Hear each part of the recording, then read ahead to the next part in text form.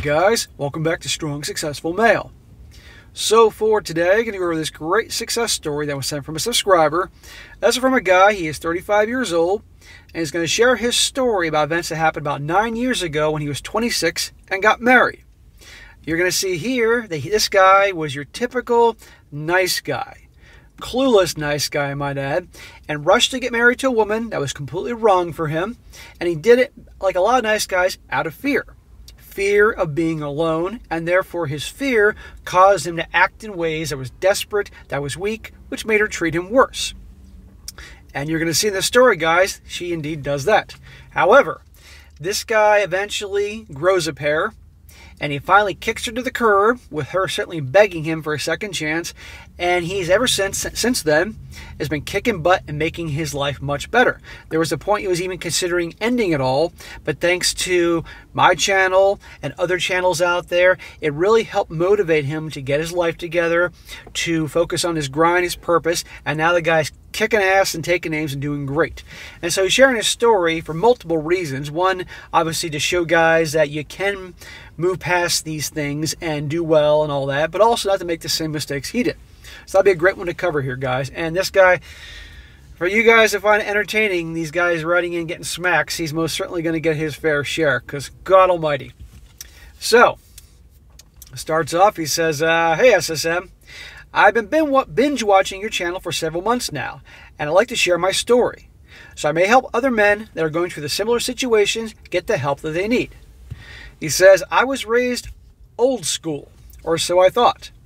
What I recently come to realize is that I was raised to be a weak male, and that would let people walk all over him.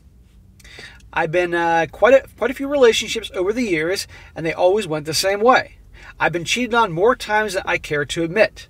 But I always had the mindset that it was better to be miserable in a relationship than being miserable on my own. Smack! That's bullshit, bro. It is far better, if you're going to be miserable, better be miserable on your own, by your own accord, than having somebody else make you miserable. Believe me. And there are plenty of guys out there that will back up what I'm saying here. But right there, the reason, you said you were always cheated on and all that, it's because you were acting exactly in the way that you're going to tell your story how you acted with your ex-wife. And it doesn't mean that you weren't a good guy, but those actions will cause many women to either break up with you or cheat on you and then break up with you. He says, get your smacking gloves on because this story is going to be full of them. Yeah, well, they're ready to go, bro. I am now 35 years old. When I was 26, I got married to a woman I don't think I was ever truly in love with. But I married out of desperation because I didn't want to be alone. Smack! I did a video yesterday about how attachments can cause you misery and cause you pain. I highly recommend you watch that, or anybody else who have a habit of getting involved with people, romantic relationships or friendship, and staying with them even if they treat you like crap out of fear of being alone. You cannot allow yourself in bad situations and let your fear cause you to be with people like that or have people like that in your life, or you'll just bring on more misery. And you'll see in that video if you watch it. He says, I know, first smack right here. For the purpose of this story, let's call her Sasha. Sasha is 9 years older than me and a single MOM to 3 kids. Smack. 9 years older than you, bro, and 3 kids? And I'm going to guess those kids probably weren't all from the same daddy. What the hell were you thinking? You couldn't get anybody else? That you settled for a gal who's 9 years older and 3 kids to watch? Bro, you needed people like me years ago. This is why I do what I do, so guys don't end up doing things like this. But don't worry, he'll be okay. He says, let me get a second smack here. You're damn right.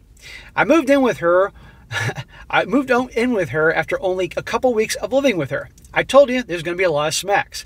And we got married after only a year of dating at her request. Smack. Moving in that quickly? Getting married that quickly? No, you take years to get to know someone before you marry them. He obviously didn't know any better. He didn't have anybody to teach him these things. How the hell are you going to really get to know somebody really in 1 year? And a single MOM with 3 kids, that's going to become your problem? And let me tell you guys, this guy was going to become, obviously he was going to be the low man on the totem pole. Do you think he's a top priority with her? No. Those 3 kids are the top priority. And he is someone he's a paycheck. He's someone to watch the kids. When I first met Sasha, she was a very hard worker. She would work 50+ hours a week at a warehouse job. Nothing glorious, but it paid the bills. At the time, I was going through a rough spot in life and was between jobs. Sasha actually asked me to try being a stay-at-home dad, which I did. Smack! You're going to stay at home and watch 3 little kids that aren't even your own kids while your 9-year-older wife now is not bringing home the bacon? Bro. Sasha actually asked me to try being a stay-at-home dad, which I did, as I wanted to make her happy. Smack. Number 1, you can't make them happy. Number 2, by you trying to do things that they say they want you to do to make them happy, you're going to make them actually less happy. And you're draining yourself of your manhood to make her happy. Women want a freaking man, not a yes man. After a year of trying to play Mr. Mom, I couldn't stand anymore, and I got myself a job, which allowed us to move into a new home. Good. You're starting to get your man card back. And big shocker, you couldn't stand being a Mr. Mom to 3 screaming little kids that weren't your own. Things were still going well at this point, even though I never truly felt like I was a part of the family. Shocker, because you were a resource. You were the ATM machine. That's what you were there for. To either provide for those kids, because she has 3 kids, and that's a lot for one mom, or to watch those kids. And by the way, there's no mention of their fathers. Where are they? Are they contributing? Are they watching those kids? Does she know who they are? Or did she know? Fast forward 6 years into the marriage. Jesus, you were with her for 6 years of this shit? I was working as a manager at a fast food restaurant. He says lots of bad things happened between here and there that led to this. I hated that job with a passion, but it was enough to live off of, and I had unbeatable job security. So I stayed. Sasha wanted to be a stay-at-home mom, which I agreed to, on the condition that she would actually fulfill the roles of her being a stay-at-home mom. Cooking, cleaning, and raising her kids to be the best they can be. However, these responsibilities quickly fell by the wayside, as she became more and more of a couch potato. It got so bad that at one point she would literally go weeks at a time without ever leaving the house. She'd wake up, watch TV, and go back to sleep. I was starting to get fed up as I was being totally disrespected, and had been reduced to nothing more than an ATM machine. Our sex life was totally non-existent at this point. What I tell you about the ATM machine, there you go. This is why I tell you guys, if you're going to do relationships, avoid the single MOMs. They're looking for that nice guy, that provider, that sucker to a paycheck and help out with the kids. Either watching the kids as a Mr. Mom and doing all the stuff she can't do so she can work, or you are the one providing. And look at her. Does her actions at all show respect for this guy? None. And he didn't mention this, but I'm willing to bet you she's been putting on a lot of pounds, sitting on the couch, being a couch potato all this time. So in a way, he actually isn't missing anything on the sex department. All of this because he didn't want to be alone. All of this because out of fear. See what fear can lead to? Now, this was a young guy who had his shit together and had good guidance and wasn't being fearful of being alone. He wouldn't have settled for something like this and put up with this crap. Women do not respect weakness, and look what you got here. Now watch. It's pretty soon when he starts laying down the law. I had it. I couldn't take it anymore. So I spoke with a female friend of mine about the whole situation, and I told her I had no idea how to even approach the subject with Sasha and tell her how I felt. You act like a man and you lay down the law. That's what you do. You don't seek another woman to tell you how to act like a man. She told me that in this situation, I just have to be blunt. If I wasn't firm in my convictions, Sasha would take it as weakness and ignore anything I had to say, and continue using me as long as I let her. Well, for once, a gal has good advice. That's exactly it. You had to grow a pair, lay down the law, be blunt, otherwise she's not going to respect you. Problem is, this guy has behaved weak so long, it'll be very hard for a woman, that woman or any woman, to respect him. This is why a lot of guys acted weak so long. When they actually start growing a pair, it's very hard to convince her that he's different. So that's what I did. I told Sasha that we needed to talk that night when I got home. I told her had been holding up her end of the bargain, and I was fed up with it. I laid out all my complaints in a firm but polite manner. You're too freaking nice, dude. I'm glad you're saying something, but you're too nice. I almost felt like a man again. Almost. He says, here's another smack coming. I told her that I would give her a chance to prove she was serious about fixing things between us. Prove my ass. You're going to do it right now. Right now. I'm working all the time. You're going to get off the couch, and that pile of dishes over there, you're going to put them in the dishwasher, and you're going to scrub them. And then you're going to go over there and vacuum. And then you're going to go clean the freaking house. And you're going to go to the grocery store and get some food and do some cooking if I'm doing all the working, amongst many other things. Not time to think about it. You're going to do it right now. Or we're done. After 2 weeks, she was back to sitting on the couch doing nothing. This repeated for the next 9 months. There you go. Clearly you weren't blunt enough, and your weakness in being too nice and accommodating before led to this. I know I'm being tough, but these guys need this. I got to be as direct and blunt as possible to help guys understand where they're going wrong. Then one night, I came home from working a 16-hour shift to see all the lights in the house off. That was unusual, as we always left a night light on in the kitchen. I went into her room to see her sitting in the bed in the dark. I asked her why all the lights were off, and she started screaming at me and how I ignored her all day. Again, I was at work, and now I wanted to talk to her. That was it. I had enough. I told her firmly that no, I didn't want to talk to her anymore. I wanted a divorce. Praise Jesus. It's about freaking time. It goes to show so many guys have to go through so much bullshit to finally say they're done. And often when the guy's pushed too far, he actually starts to act like a man when he no longer gives a shit. And watch her reaction when this guy's reached this point, because she can tell. Women are not dumb. Women can pick up on these things. He says, it was like flipping a switch on her personality. She immediately dropped the attitude and started begging me not to leave her. Imagine that. This time I wasn't backing down. She tried everything from offering to do anything to keep me. We can all use our imagination as to what she meant by that. To physically blocking me from leaving the house. The only way I got out was by telling her if she didn't move, I would call the police and have her arrested for criminal confinement. I went to spend a few days with my brother, who was all too happy to hear my upcoming divorce. Yeah, your brother, who's probably been seeing and hearing these stories for like the last 7 years or whatever, how long it was probably like me. Praise Jesus. Thank the Lord you're divorcing her, because he probably knew you and saw how miserable you were and how she treated you. Now here's the part where you may smack me, but honestly, this is a choice I'm glad I made. I told Sasha that we could still be friends after the divorce. Smack! What the hell for? Well, I know why he did this, and this was actually strategic. And I'm glad I did. I was able to help get her into therapy, and it truly did help her. She's now working full-time, knows she has codependency issues, and has a new boyfriend that's actually pretty cool and doesn't take any crap from her. Imagine that. A boyfriend doesn't take any crap from her, and therefore that keeps her in line. He then can deal with the kids and all that, and therefore she'll be off your case and make things easier with the divorce and settlement and all that. Plus, in the divorce, Sasha didn't fight with me to keep anything. We had the most civil divorce anyone could imagine. Well, bro, A, you were lucky, and B, you certainly deserved that after what happened.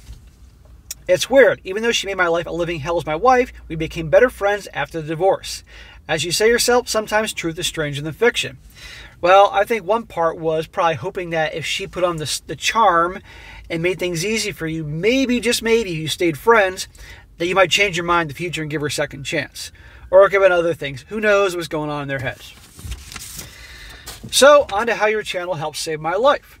Although I had made the first step towards becoming a strong, successful male myself, I still had a long way to go. I still put women on pedestals and couldn't stand the thought of being alone. Bro. Well, the biggest problems a lot of guys have out there that get them in situations just like yours is the fear of being alone. Let me tell you something, it ain't that bad, okay? And until you can truly understand that you're going to be okay if you're alone, you're going to end up tolerating people in your life. They're going to treat you like shit. And that attachment, that fear, is only going to bring more misery into your life. Again, watch the video I did yesterday about the attachments can bring you misery and all that. It will really help you understand where I'm coming from here. I was in a deep depression for months afterwards, as I felt I was too old for the dating scene anymore, and I had no choice of ever finding true happiness. That's complete nonsense. Number one, you're never too old if indeed you want to date. Even if you're in your fucking 80s, if you want to date, you can date. And two, that doesn't mean you're in your 30s. It doesn't mean you're not going to have happiness, but you can't rely on other people to make you happy. You have to provide your own happiness. Because if you try to rely on other people to make you happy and bring your life happiness, you're going to be unbelievably disappointed. Okay? Nobody's going to ever meet your expectations, and you're going to come from a place of desperation, weakness, and fear, and that's only going to make what you fear actually happen. It will make it manifest into your life. You need to make yourself happy doing things you enjoy and love. Your hobbies, your interests, your goals, your purpose, whatever that might be. Spending time with your friends, spending time with your family, whatever. Not from a lover or, you know what I mean? So yeah, you can be happy, but you got to make it from yourself. And then by you being in that place, you can then attract the right people into your life that will bring more happiness in your life. But you're not going to be so fearful to keep them in your life that you act in ways that will actually cause you problems. They'll only add to your happiness. And if they don't, you kick them to the curb because you're happy with you. Again, watch that video I put up yesterday. I hopped onto YouTube and searched for strong male channels, and what I found opened my eyes. I went from being thinking of ending myself to RP'd in a matter of days. Your channel, along with many others, opened my eyes to a new way of seeing women. I have since found peace in solitude. Imagine that. My new attitude got me a promotion at my new job fairly quickly, and I found my purpose in life. Awesome. Dude, you've come a long way. See what he said here? I have found peace in solitude. Being alone is great when you are happy and you create your own happiness and you have goals and ambitions to your purpose. Oh, nothing better than silence, peace and quiet. Because when you bring a woman to your life, most of the time there's going to be drama in varying degrees. And after what you went through, I'm sure you're loving the solitude now once you've let go of your fear. And great job in that promotion. I'm now on my grind like I've never been before. I got a gym membership, and although I have a long way to go, as I am pretty far behind many of my brothers, I know that with the support of the channel, I'm never again to allow a woman to tell me how to live my life. I'm now eating healthy, losing fat, and gaining muscle, and have a better outlook on life than I ever had before. Awesome, brother. We're all here for you. I'm proud of you. I smacked you about 17 times, I think, in this video, but you needed it, or the past you needed it. But that's great. Keep at it at the gym. Do your cardio, do your lifting. Be patient. Exercise in a safe manner. If you still know what you're doing, hire a trainer. He'll teach you what to do. And eat healthy, eat well. Stop with all the fucking garbage. And in time, you will transform your body to something that you're proud of. And because you saw what you accomplished in terms of changing your body, that'll give you confidence to achieve other things in life. It'll be this great domino effect into a better place where you can be. And again, you'll be in a position to be feeling so good that just more good things will be happening to you. And not to mention, this will attract, guess what, the opposite sex, if that's what you want. It says, and a side note, since I've become more confident and stopped chasing women, I found they are chasing me more and more. What I just tell you. I'm not interested in relationships, but I do have a female friend I'd rather enjoy spending time with. Well, let's keep it at just a friend that you enjoy spending time with, nothing more. You're not in a place for relationships now. Your main goal, your main thing to me is your purpose. That new job you got with the promotion that you love, I want you to keep grinding on that, to get promotion after promotion, to rise in the company, whatever the hell you're doing, and the gym and all that. And this gal that you're having fun with, a friend, she's along for the ride, nothing more. Okay? You put you first. You are the top priority. There's no more putting girls on pedestals. There's no more kissing their butts.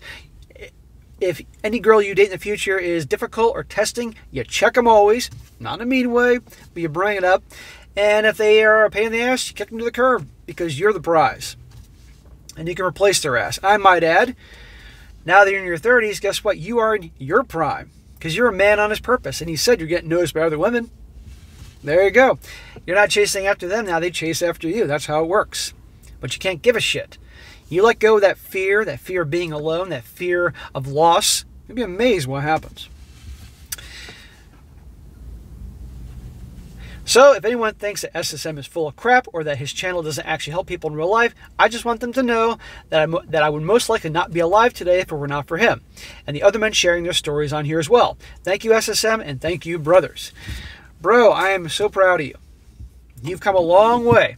You had to go through a lot of shit to get here, but thank God you did. I'm really glad that you searched online. I'm not sure if you were searching through the Google search or the YouTube search, whatever, but however you found me, I'm glad you did. I'm glad I can help you out. Seriously. I love what I do. This is why I do 1, 2, sometimes 3 videos a day between both channels. And I'm going to keep this up until either I drop dead or YouTube kicks me off. Hopefully neither one of those will happen. And by you sharing your story, you will help out other guys out there. You showed, there's going to be some guy who's going to watch this, guaranteed, who's in a situation that you were a long time ago, and hear your story and realize, I can get out of this shit. I can change, I can move on, and become a better version of myself, and not settle for a bunch of bullshit because I'm afraid. Okay? Your story will help people. Just how a lot of dudes have sent in their stories that you heard help you get out of a bad place and help you move forward. So you're paying back, but you're also paying it forward. So thank you very much, bro. And keep doing what you're doing. Let me know how you're doing in 6 months to a year with your job and all that, the weight loss, and I'm really proud of you. So, all right, guys, that is it for today. Be sure to comment down below. Let this guy know what you think about this. Give this guy a big congratulations on him getting out of that shitty marriage and learning his lesson and moving forward. He definitely needs to hear that. And also, guys, you got a good story like to share, just like this dude, be sure to email me, strongsuccessfulmale@gmail.com. If it's a really good one, I'll definitely do it down the road. Just give me some time because I get a shitload of emails all the time. And be sure to like the video, share with your friends, and subscribe. I'll catch you next time.